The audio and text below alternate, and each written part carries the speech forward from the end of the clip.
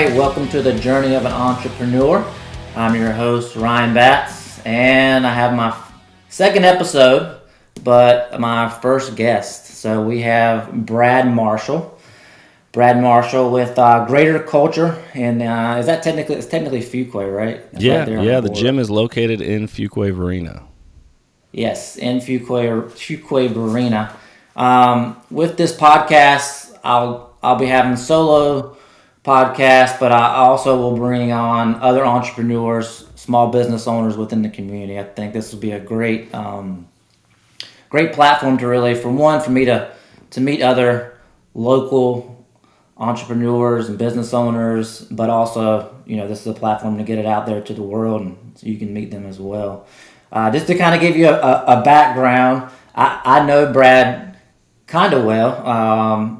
We've been to the gym together, we played softball together. So during that time, that goes back 5-6 years. It starts to add up. But Before either of our businesses were even a thing, before Teacher Under Pressure or Greater Culture even existed, we knew each other. Yes, that is very true. We've both kind of seen each other's journey. I've got to know Brad over the years and always respected his, just who he is, what his character, what he represents. So him going into this journey of an entrepreneur, it's not a surprise for me. It's a thing where if someone has those solid foundation as a human being, I think, if they put their time and energy into something that they're passionate about, I think that it's a pretty easy, not easy, I don't want to use the word easy, but it's a transition that can definitely happen. That's how I know Brad a little bit, and that's why I want him on. I want him to talk a little bit about his business, his journey, what he's going through, and some other little nuggets we'll pull out along the way. I do have a quick bio on you, Brad. Just give me a second. Let me pull it up. Just highlight you a little bit. All right. So he's got his master's degree in sports psychology. He's a CrossFit level 2 trainer. He's been coaching for over 5 years in the CrossFit realm. He's a precision nutrition level 1, certified in mindful sport performance enhancement, mindful base stress reduction certification, O2-3. I think that, is it O or is it 0? O? Yeah, O2X. Oh, O23, yeah. So there's some lifestyle coaching stuff there. There's a whole lot of O certifications that somehow they've all worked themselves out. There's a lot of certifications. There's a lot of good stuff here. So we'll get into all that. We'll get into that meat and potatoes. First, though, I got to surprise you a little bit. I got a little icebreaker. I want the crowd to know you a little bit better just based off some fun questions, all right? All right, I'm ready. All right, good. So I have your standard fun questions, and the last two are a little more in depth. So you can answer your first ones; they'll probably be a quick, easy answer. Then the last two I might give you a little more time to answer. Okay. All right. So, what is your go-to karaoke song? Piano Man by Billy Joel. Okay, solid. What is your? This might take a second. Actually, this could be. What is your favorite Disney movie? You know what's funny is we just did this as our question of the day in class the other day, and we kept it to animated ones. And so we said, what's your favorite animated movie? I honestly am not 100% sure if it's Disney. It might be, it might not be, but Wreck-It Ralph came to mind. I really like that movie. Okay. If you allow any Disney movie, then probably The Avengers is a soft spot to me. So probably Infinity War would be my favorite Disney movie. Okay, I like that. I thought you were going to go classic, like Lion King. Thought about it. There's so many. You just, again, that question you could think about forever. What emoji do you use most often? I'm probably dating myself. I guess you could call me a millennial, but it is the laughing emoji with the tears, and I've heard that that's not something you should be using as often as I do, but I feel like it's in most of my texts. That's like the classic standard emoji I use. Yeah, I use that. Why? What's I don't know. Somebody said that's what old people use. They ask the younger generation, what do you think is old? And they're like, over 25. And you're like, oh boy, I'm old. Yeah, you have no idea. You just started to learn after that. All right, let's see. Avengers. So if you had one superpower, what would it be? Oh, one superpower. I've always thought Wanda from WandaVision and within the Marvel Universe has been really cool. The way she can like manipulate and change matter and energy and all that stuff seems pretty cool. She's very, very powerful as well. So I think something like that would be pretty cool, being able to manipulate and change matter a little bit. Yeah, I never even thought about that. I always say teleport. I just want to Just be having somewhere. a bad day. I want to go to the beach. Boom, here we are. We're at the Yeah, I like beach. that one too. That one's a good one. Yeah. All right, where's the coolest place you've traveled? I know you like to travel a lot. Yeah. The first place that popped into my head is Costa Rica. We were fortunate that we went down 2 years ago now for actually it was a yoga retreat with a yoga instructor from Fuquay who had moved to South Carolina, and so we got the chance to go down there and hang out for a week, and that was a really, really beautiful spot that we've been. So I would say that one stands out to me as a really fun and cool spot that we'd been, and we already said we definitely would go back there. Yeah, yoga retreat. Yeah, you can't really. That'd be there something I would want to do. Very. I know. Yeah, just to get away and kind of let the mind go a little bit. That would Yeah, be. what was cool about this particular trip, because we had never done anything like it, but they offered yoga twice a day, morning and evening, but it was at a resort, so all the food was taken care of, lodging was great. You could take part in as much or as little of the yoga as you wanted, but it was kind of a nice way to relax a little bit and then go off and do excursions or explore during the Mhm. day and then wind down. But it was a nice little balance of like staying super active if you like that and exploring, but also having some downtime where you're like, hey, let's rest and recover and chill a little bit. Yeah. All right. Here's a tough one. What is your best childhood memory?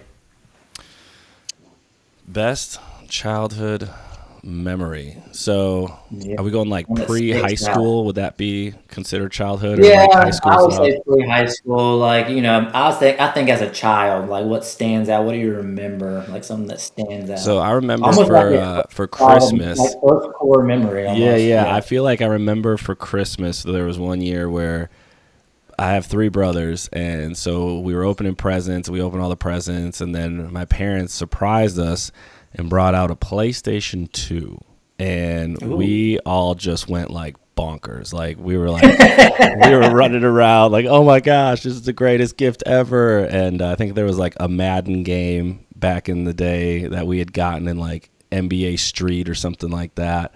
And yeah, so we played PlayStation 2 for a while that Christmas, and I for some reason that stands out as like a we were just running around like crazy. It was really fun, and they surprised That's us with fun. that. So Yeah, that's awesome. Mine is, I grew up in North Carolina. It's we grew up Duke fans, so when Duke was playing Kentucky in the Final Four, we had like our whole family in the living room. Was 92 or 93 when Christian Laettner made that last second oh shot. yeah, Yeah, so guy drove down, made a shot for Kentucky. I thought the game was over, so I think first or second grade, I run to the bathroom crying, like literally crying, because the game's over. My dad was like, hey, "We still got time. We still got time. Come back." So, come back to the living room, gather myself, and then all of a sudden that last, we all just erupted, ran yeah. outside cheering. Yeah, it's It's just so funny solid. how your family and the way you grow up influences the teams you root for. You're like, at that age, you're like, you don't even know what like sports and teams and all this are. You just know my family loves this team, so I love this team, and then you get super invested Yeah. in it, and everybody just loves it. Oh, for sure, and it can be the funniest thing. That Duke because of they won a lot. Obviously, that's something that we did. They're right in our backyard. But then I remember like the starter jackets. It was like what color did you like sometimes, or it was I remember the Panthers came and other people just loved the colors. Not around here. Other people around here loved them, but in other places Yep, yep. loved the Carolina Panthers colors. Yeah. Okay, this is a tough one. Who is your hero? Mm. Yeah. Yeah, it's funny. The first thought that came to mind here, going with the family aspect here, and I'd probably say my dad. So growing up, he played sports with us, kind of taught us all of that stuff, and always was supportive of us and whatever we wanted to do. All my brothers and I, and we all went off to different colleges. We live in some different areas now, have families and things like that, but that for me was always kind of like hey, if we can model a little bit of what he's been like and what he's been able to do, that would be probably a successful life. So I would say for me, that's probably the hero that stands out. Yeah, for sure. For sure. Yeah, the parents. I know you look back, you're like, I know you play a lot of sports, and I only have one sibling. You got three. What do you have, three or Yeah, four? three brothers. Yeah, three brothers. So, I mean, I'm just like, now we're getting into the age where we have volleyball and soccer. I'm like, gosh, how did they, how did they That's what do I this? don't understand how they did it with four boys, and then I we weren't know, super God. far apart in age, so like there was multiple sports going on all year round with four kids. It was just Yeah. wild. And camps and like parties and gosh, it's just Yeah, it's a yeah. lot. You have to be a superhero, right? You gotta You you gotta have put to on the be. cape That's right. for sure. All right, awesome, man. Well, thank you for that. I know I kind of surprised you with that a little bit. No, I love Uh, those top of the brain type questions. yeah, they're always fun. They're always fun. Dive into a little bit more about greater culture. I know your story, on the surface level, but can you just let the audience know your story and we can start back from where you started and kind of where you are right now? Yeah, it's interesting because it feels like it's almost the culmination of over 10 years worth of experiences and learning and things like that. So I was an athlete and was super passionate just about figuring out how to perform as well as I could. Played football at the Division III level, and then when that ended, it was like, okay, what do we want to do with our life? And I was always really interested in psychology and just how people think and how they operate, and found out that there is this field called sports psychology. So I went and studied that, and that was just a really fun and amazing experience of, okay, we know we can help people get better physically by working out and training. We can help them eat better. You can help them develop skills and all the technique. But there's also this aspect of, hey, can we help people mentally be more present, be more focused, be able to handle stress and pressure? So after studying psychology and sports psychology, actually what led me to move to North Carolina was working at Campbell University and getting to work with some of the student athletes there. Was really fun. I did that for a little over a year, and then an opportunity came up to work with the military down at Fort Bragg, working with the soldiers, helping them with mental performance and resilience, getting ready for whatever tasks and assignments that they had. And then over the last 4.5 years, made another transition and worked in the corporate space and figuring out how do we help people to have better work-life balance, bring their best self to work each day, and also develop selling skills and things like that, because I get a chance to do some business development training with insurance sales folks. And over all of that time was kind of on my own journey of like, all right, you're an athlete, you're not an athlete, you're out of shape, how do you get back into shape? And got really fascinated with CrossFit as a way to get in shape for myself, and loved it enough that I was like, man, this would be fun to coach other people with that. So started coaching, realized like there's more than just movement. There's more than just mindset. There's what you eat. There's how you recover. There's how you sleep. There's all these things. So that's what led to a lot of these different certifications, was just like exploring and figuring out how do we help people be happier, healthier, and more fulfilled. And after all of that time and all these experiences and jobs and things like that, this idea of, hey, could we create a brand that is about a community of people who just want to get a little bit better? And that's essentially where the name Greater Culture came from, of culture of people who believe the same thing of, hey, we all can improve. We can all get a little bit better. We're all about being greater. It's one of our hashtags. And so that was the inception of Greater Culture about 1.5 years ago now, of, okay, all these learnings, experiences, jobs, feel like it kind of led to this of, okay, how do we create something that people can get behind and use it as a tool to help them get happier, healthier, and more fulfilled in their own life? Yeah, that's awesome. I mean, it's your brand now, but I feel like it's just like it's you kind of, it's like what you've done your entire life, and just kind of all in mix into one. And it's really good because my background is very similar. Like we both played sports our life. We played in college, and we're into fitness. And there, for me, the aspect of that mindset and the psychology behind the sports, it wasn't that big of a topic when I was coming through. It just wasn't for me. It just wasn't there. So like a lot of the times it was like you just suck it up. We had like I remember like you're going through a slump or you have the gips or something you would call it, but you didn't know exactly what it was. You didn't know it was pressure or stress or things like that. So I think it's really great that this, for one, the topic's being brought out, and two, you're actually incorporating into, the business and the fitness and everything that you're doing there at Greater Culture. I think that's really cool. What do you see a lot with like the day to day, just let's say the average, I'd say average Joe, but just the average person coming in, what on that mental aspect, because I really like that. What do they need help with? What are some barriers that they need help with that you're seeing that occur a lot? Yeah, one of the things that's fascinating is you mentioned that this idea of sports psychology, mental performance, mindset. There's a lot of different terms kind of thrown around for it. It feels like it's a little bit of a newer field, and people don't think of it as something that they could work on or they can improve or they could get better at. It's kind of like, hey, I am the way I am. That's just how I was raised. It's the experiences I have. So one of the things for me that I've noticed is that just being aware that you're having a conversation with yourself pretty much all day.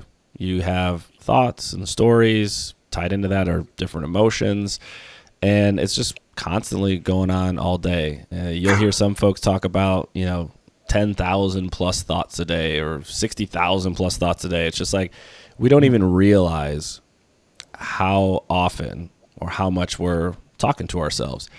And just having the awareness of, oh yeah, what I say to myself or the stories I'm telling myself can actually make a difference in how I show up. Whether it's how I show up for my workouts, how I show up at work, how I show up for my family, how I show up and interact with other people. Because so much of what we're going through, it feels like we don't always have control over it. You don't have control over what people are going to be driving like on your way to work, or what next project or task your boss is going to give you, or when stuff just seems to go wrong. Internet goes out, storms come through, COVID happens, and people just kind of get tossed about, and they just don't even realize like, hey, I can actually be a little bit more intentional of how I think about this situation, how I want to be, how I want to show up. So when I think about the people who are coming through, that's usually a great starting point of just like being more aware of the story you're telling yourself, the thoughts you're having, because then we can maybe do something about it if you realize it's not helping you or you're not working towards the type of person that you want to be. So just having the foundational piece of being aware of, hey, what is the story I'm telling myself? What are the thoughts I'm having? How do I think about this situation? How do I think about myself? That's a really great starting point for most people, I would say. Okay. Yeah, I can definitely. I could see that. Just a struggle of even coming to the gym, right? Like I'm not good enough to go to the gym. I'll never. This path I always quit, so I'm going to quit anyway. So why even get started? I could definitely. I can see that happening. And I always say with the mindset, that was the biggest hurdle for me with the business. I didn't think that it could ever grow and be something to we're still small, but like to where I'm at the point now. So that first mental barrier I had to get through this journey was the biggest barrier that broke and let me know that like, all right, I can do this. Like this is something that that I can do, that I'm capable of, and if this guy over here did it, then that's what I kept telling myself. Why can't I do it? Yeah, it's almost like you got to take the restrictor plates off with some areas, because it's you crazy, look around right? you and you hear some of those quips or adages around, hey, you're the equivalent or sum of the 5 people you spend the most time with. And so we all are raised in different environments, we're around different people, and when you hear those stories from others, they start to get ingrained in you of like, you can't run a business, you can't make that a full-time job, what are you doing? Like, you have no background in this.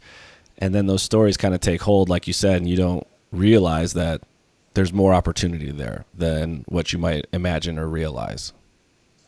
Yeah. So for you, when you were making that, that jump from just going to the gym to starting your own gym, how did you talk to yourself? How did you?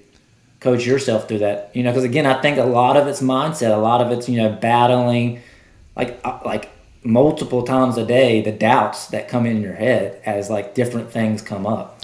Yeah, for me, I've found that surrounding myself with the type of people that either you're striving to be, who have done it, or who are on the path as you, is one of the biggest pieces for me. And I learned that as I was working and being surrounded by other folks who have a passion for sports psych, and we'd be able to collaborate and figure stuff out and create things together. And it was like such a cool, awesome environment. And then same thing with the CrossFit space. So got into CrossFit, got into coaching. You start looking around, and I had invested in coach development of just like, hey, how do I get better as a coach? And I was learning, and I was talking to these folks. And then that turned into, I'm starting to hear more conversations from affiliate owners, which is what they call CrossFit owners, of what they're talking about, how they're doing business and what they started with. And I'm like, you know what? Listening to them, it sounds like it's something that I think I could do too. So it's almost like that first little thought that gives you a confidence of, I think I can do this. And then it turns into, I want to do this. And then it turns into like, okay, I'm all in. Let's figure this thing out. And so surrounding myself with other folks and picking their brains and asking questions and figuring out the struggles that they had, for me, that changed the dialogue or the story in my own head of like, okay, if they can do it and I'm learning from them and I'm trying to cut down on as many errors as possible, maybe this is going to be helpful for me. And we've invested in affiliate mentorship and continued guidance throughout this process, because I think that is such a huge benefit in not just the gym space, but in any endeavor of having somebody to coach, throw ideas off of, get feedback on. So the way I talked to myself was, okay, let me learn from others. They're proving that they can do it. I think I can do it. I'm learning enough that I'm starting to get confidence, and you start to hear some of those things from people around you of like, hey, if I did this, do you think it could be successful? And when you start getting people you respect to say, yeah, I do, that helps build some confidence as well. So surrounding yourself with great people, learning from them as much as possible. And then if you have an inner circle or friends, colleagues, others, and you pick their brains on, hey, if I did this, what do you think? And seeing what they say, that all leads itself to the narrative and the story that you're telling yourself about, can you actually do this or not? Very true. So on the back end of that, did you have to eliminate anybody, or like, because I'm finding now that like I had to remove myself from some like, I mean, almost like naysayers or just negative energy almost, Yeah, it's interesting because I think that's the hardest part is we have such a fear of other people's opinions. And when somebody tells us it's not going to work or you're a little crazy or whatever it is, you really do have to decide, do I want to take that feedback essentially and internalize it and believe it, or do I have to say, you know what, I appreciate that. That's your opinion. That's your perspective. But I have a different sort of belief or perspective. I think what ends up happening is if you get really focused on what you're trying to create, the people who align with you will find you. And the people who don't, I think will, find their way out. You're funny. That's funny that you mentioned that, because now that I'm like putting more out on like social media and, as far as like kind of like my perspective on things and like things that I've seen while running this business, other individuals are reaching out to me within the same space that are on this, same wavelength, same mindset that I have. So yeah, you're right. You're exactly right. You never really know who's listening to is what I kind of find. I know, you'll have I people know. be like, oh, I've been following your journey. I'll be like, how? I didn't even know, like, people were cared enough about it to tune in. I gave a quote this morning. She's like, I follow you on Facebook. It's like she knew me already. It's because like, I just throw myself out there. I'm very vulnerable on social media. I'm pretty goofy anyway, but I just like, do fun things, but also do things that kind of like the way I see the world a little bit and my experiences. So yeah, it's like they know you already from this. That's why I like this so much, because we'll have this conversation. And who knows, who it'll reach. Might reach one person, but that one person, it might like maybe their mindset was like stuck at a certain place, and they needed to hear this. So yeah, it's definitely a powerful tool. So I want to talk about a little bit with that. You started kind of like so for me, I started. It was Home Depot pressure washer, back of my truck, pulling it out of the truck, a house that took me, it literally took me a day and a half to do my first house that I was paid for from like a realtor. That would take me 2 hours now. It would take me 2 hours to do. So the small, just the grind. You got to get in there, and then now kind of like you, where you were literally in your house in your garage. Can you talk about the beginnings and then kind of where the business is at right now? Yeah, so it's funny. It's sort of the grassroots of CrossFit in that you can honestly open a gym just about anywhere. You have to apply and submit and say, hey, I want to open a gym. I'm a trainer. Here's what we want to do. And there's a number of gyms who have started out of garages. And our garage isn't special or unique. It's, I think, 22 by 20 feet. So it's maybe 400 and some square feet, 11-foot ceilings. And we had started to accumulate some equipment during COVID. And we still used our garage for housing cars and all of our other equipment. And when we made the leap to say, hey, let's start this thing, we basically had one squat rack, one pull-up bar, 2 barbells, some weights, a couple dumbbells, a couple kettlebells. And it started small, just like you said. We had a couple people who came through and would work out with us, and we had to be thoughtful on what the workouts were because there was only so much space, there was only so much equipment, and each sort of month we grew and changed a little bit. So like, okay, now we've got mats that cover the entire floor. We built a shed to take everything out of the garage that wasn't gym related. And then we bought equipment from other local gyms or people selling it on Facebook Marketplace. And by the time we got up and running a number of months in, we had a squat rack attached to the wall that had 2 squat racks, pull-up bars. We had enough barbells that we could hold, 4 or 5 people using them at a time. We still had to be very thoughtful on the programming in the space.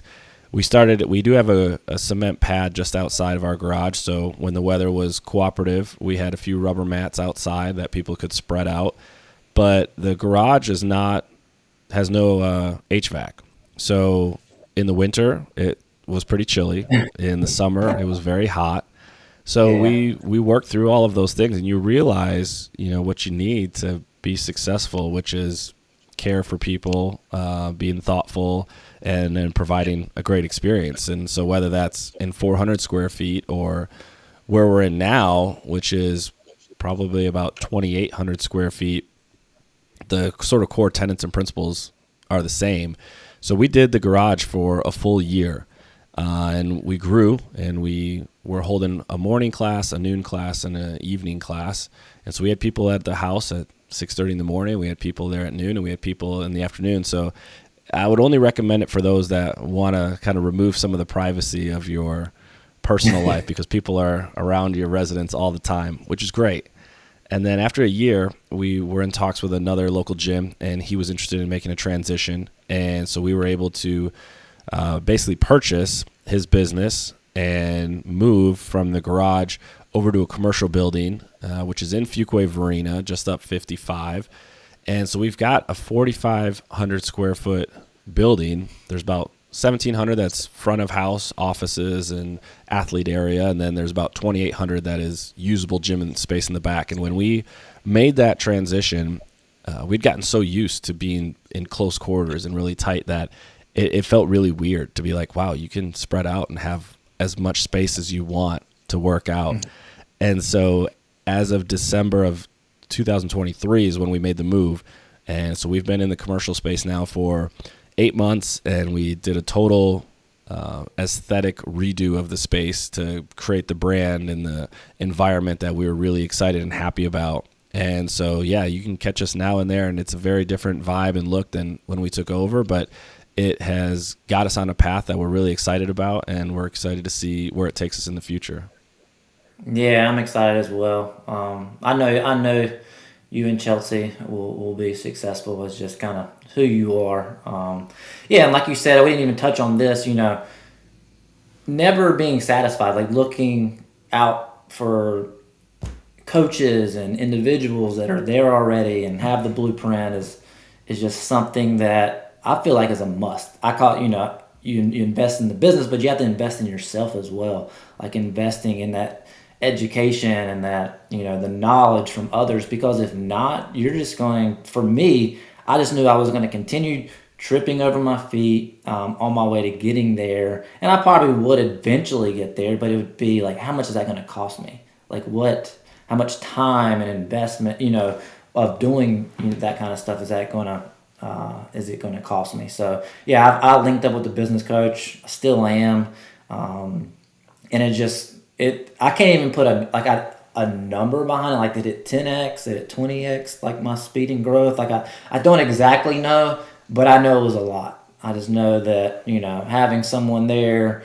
to coach me and guide me and kind of show me the path. And then also it's a group of other individuals in the same industry where you need that war buddy where like, hey man, my day was not good. Like this happened. And they're like, oh yeah, let me top that story. This is what happened. So we're all going through the same thing. We experience the same thing because and that's one reason I also did the journey of an entrepreneur. Why it gets highlighted on social media as being like, the to-do thing, and it's great and glamorous, your own time, get your time back and all this, that, and the other. It's lonely a lot of the times. Like it's scary. It's just a lot of time where you're having the buck stops with you. You're having to deal with all the issues. You're having to worry about all the bills. Pay employees. Why pay yourself? Why, if you have a family, support your family, or it's just a lot. It's a lot to carry, a lot of burden to carry. It's not for everyone, but I think that the people that can do it, I think they're individuals that are leaders and are able to handle certain situations where others cannot. But it's good to have this outlet to talk about it or with someone that can relate. But yeah, definitely that coaching or some kind of group that you can invest yourself to just continue to educate yourself more, if it's on the business side or the industry that you're in, or specifically maybe like you're doing, like coaching someone else. Things like that is just definitely something, in my opinion, is a must have.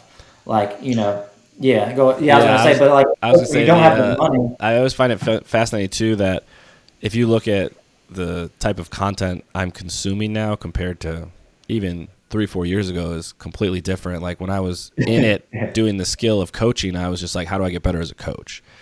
And then when you are interested in making that transition from doing the activity you enjoy doing to trying to run a business, the skill set is totally different.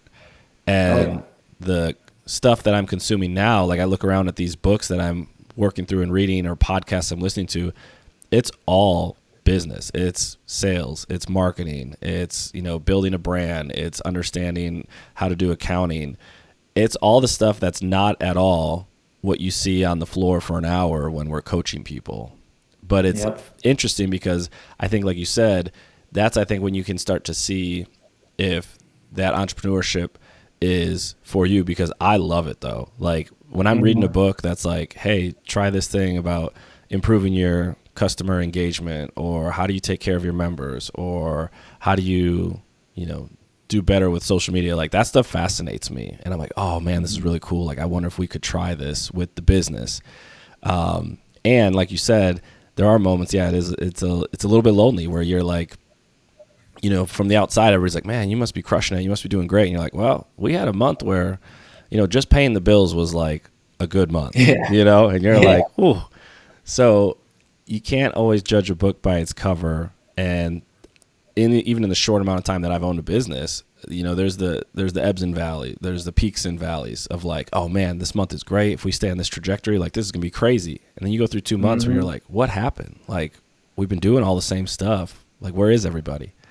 And so you just gotta roll with those punches. But yeah, the type of content, the people you're with, and then like riding the highs and the lows, that's all part of the journey, it feels like. Very much. Don't get too high with the highs and don't get too low with the lows is what I always tell myself. Because for me, I'll have my biggest month and then I might go and just dip right down like, what just happened? Yeah. Like what You're what just questioning yourself happened? like, is this what, should I be doing this? Yeah. And then last month, I'm like doing backflips, so I'm like, last month I was just fine. So calm down, sir. It's been only 30 days. So Yeah, and exactly. I think a lot of that comes with, again, having the mentor or someone in place that you can speak to with that or that group, like you're saying before, surrounding yourself with. Because when you've had individuals already there, they're like, yeah, man, and this won't be the last time. Like, get used to it. I've experienced a little bit now because I can go back a couple years and put myself in a situation to where I was. And like, hey, man, do you remember when that truck got totaled and you lost all that money and you couldn't produce for X amount of days? Like, yeah, that sucked. Or you remember when you let those $500,000 horses out of the gates and they were running on a major road? It's like, yeah, dude, this is light work right here compared to that. So yeah, The two concepts that I've kind of held in my mind that I've appreciated. One, there's sort of this concept or this idea of we're playing an infinite game. There's not necessarily a finish line. And that's yeah, really helped me because I think so many times you start something, an endeavor, goal, job, whatever, and you just sort of assume like, oh, when I get to this point, like it's good and I'm done and things will be easy. But understanding like this is an infinite game, like there's no finish line here. It's yeah, the goal is to just keep playing the game because you're just going to unlock new levels, you're going to unlock new challenges, new things to solve. And it's like, when we were in the garage and there's two of us coaching and there's only 20 members to worry about, it's different than having 9 coaches and 80, 90 plus members to worry about. And it's going to be different when we continue to evolve and grow. So there's no set endpoint, which I actually like. I think that's exciting for me. But I do think for folks that are like, when does it get easy? When does it get consistent? When does it get like, I just get to coast? I don't know from my experience that happens. And if that's what you're looking for, then you're going to be maybe disappointed in how yeah. many different things that you're going to be trying to solve and figure out. Yeah, I don't think it. I mean, again, I'm just 3 or 4 years in. I don't think it gets easy or easier. I don't think anything worth having is easy to begin with. So I think there's going to be continue, like you're saying, you'll level up to this next level, and then you'll have other issues you got to deal with, and you'll just continue to go from there. But one more thing that I'll talk about that you talked about. You were in your small space, then you went to your big space, but that what you found at the core, and what I always say to be successful is just being a good person, like caring for others.